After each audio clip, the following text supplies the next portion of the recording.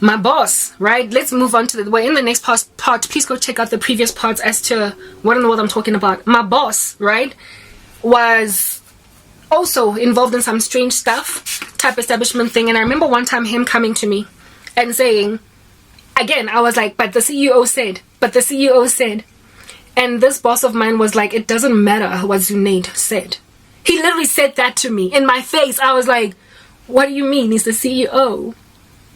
Like, he's the head of us all. Everybody else is subject to him.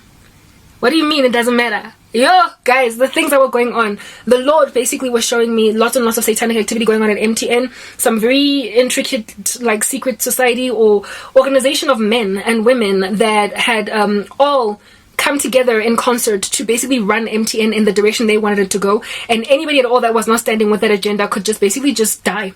Like, yeah, hamba. Mangafuni hamba. And Zunaid, because he was as good as what he did as he was, I believe he got recruited to join the satanic conglomerate of people, and unbeknownst to himself signed his soul over. And once he was in, realizing what in the world he was into, he then changed as a man altogether. Whatever he got initiated into, he hated it. Lo and indeed, very shortly after I lost my job, he also got demoted from CEO and became COO for MTN SA. Yeah, because there was group and SA, not SA, sorry, there was yes, SA and group. He became the COO for group. Something that was happening with group, he left MTN SA altogether, but it was nonetheless a demotion, a step down to go from CEO to COO. You are now an executive again, where you had actually gotten an opportunity to be a CEO. He was only supposed to go up from there, but he went down. Anyway, yeah, no, he basically quit. Like, Zunaid quit. He was like, no, I can't, right? And Zunaid, when what happened to me happened, he tried to stand for me, but I got dreams where the Lord showed me he was tied, he was trapped. He literally was like, there's nothing I can do. I'm like, but you're the CEO. He tried to get me to come back, and something blocked that, and then he just got to a point where he was like, you're on your own now. You're on your own. That level of wickedness. He got recruited into something he didn't like. He ultimately quit it, but not before witnessing the desecration, massacring of an innocent woman down below. That was Zunaid. I felt sorry for him at that. I mean, look, you sign your soul to the devil. It doesn't matter that you wanted to do right. You could have been a bigger man. You could have exposed the situation. But for him, it was like, I have a wife and a career and children to protect. I'm not about to go and lose my whole life and my career over this girl. Who is she? Exactly. I'm sorry, girl. Hard that they are destroying your life despite you being absolutely innocent. But I have my own stomach to feed and my own children to look out for and my own legacy to protect. So that's what happened. Yeah, well, the Lord had, even before the whole Zunaid thing, me witnessing, even before I noticed, or any of us noticed, that our CEO has changed, or our former CFO has changed, I was getting dreams of, Mary Poppins type magic environment at my organization. And God was showing me that these little children that think that it's a magic show with Mary Poppins waving a wand are destroying futures. They are destroying futures in your organization, and I didn't know how deep it went until I personally lost everything. Just how extremely they were destroying futures. After getting fired from my job, I saw a lot of other people leaving, what is this, voluntarily, but it wasn't volunteer, really. They were made to leave.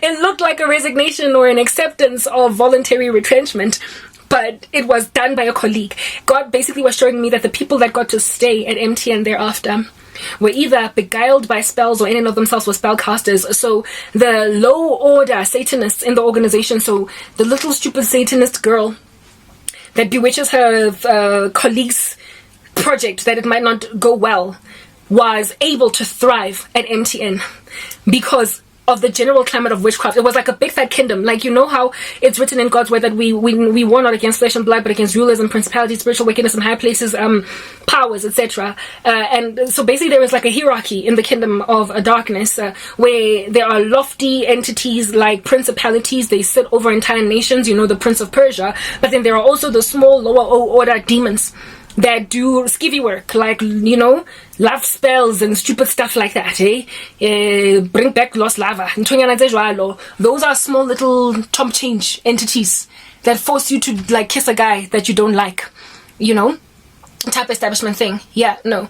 Well, the staff members that got to keep their jobs at MTN were the ones that or you were the ones that were either lulled to sleep. They didn't complain too much, they didn't say anything, even if they were not involved in darkness, or people that were into stupid little sorcery like that, like bewitch your colleague that they don't get the promotion. It's like it was a kingdom of darkness. There were rulers, principalities, spiritual wickedness in higher places, and only if you were part and parcel of this kingdom, or happy to just let it slide and like literally sweep things under the carpet, you got to stay. Karabo, of course, was a warrior. Koshwani. Sit around for what, for who? I was heavy every time I walked into the office, and it wasn't always like that. When I was newly saved, I was saved for 3 years before I lost my job. This thing ramped up, and about the last 6 months to like 6 to 10 months, that's when I was just like literally dragging my feet through the organization, the way that there was so much satanic activity. So I do believe that in my last year at MTN, that's when this cult basically rose from the ground up. Yo, God was showing like that my company is darkened like that. So of course, if at all I know such things, the devil, what is this? Would then target me. Like, I hear it is that I'm being poured. The Spirit of the Lord is poured out and onto all flesh, and Karabo is dreaming dreams. Satan was like, uyaboniswa first and foremost lumuntu. So what does he do? He charges his servants concerning me, but negatively. And I got therefore slapped with a barrage of sorcery from lower order demons in my company. In other words, from stupid little witches, I don't know how many silly little boys put love spells on me, like some colleague that is asking me out, mara akamokoma. Love kiss. One other chick was like, make her projects fail. The other one was like, make her think I'm pretty. As these stupid witchcraft from little lower order Satanists in this organization. And I was like, but why are MTN employees so satanic? One chick went and came against my marriage because she was both a friend and a colleague, like marriage prospects. Yeah, such things as these. I started getting a barrage of such nightmares of like, hey guys, imagine dreaming about, yes, the MTN. Yo, my hand is getting tired now. Imagine dreaming about what do you call this? Some strange, like some colleague, ne? It's not so much like you don't work with them, you just see them around. You know that every time you see them, you either see them in the canteen, the coffee shop, or every time you go to level 2 because they work for a network group or whatever, but you don't work with them. So you've never ever worked with them in a project, you've never spoken with them personally, you just know they work for your company. Every so often you bump into each other in the parking lot and you greet. I started getting dreams of such people bewitching me like witchcraft. I don't know how many little girls and boys, because literally they were little girls and boys from marketing. Okay, let me go to the next video.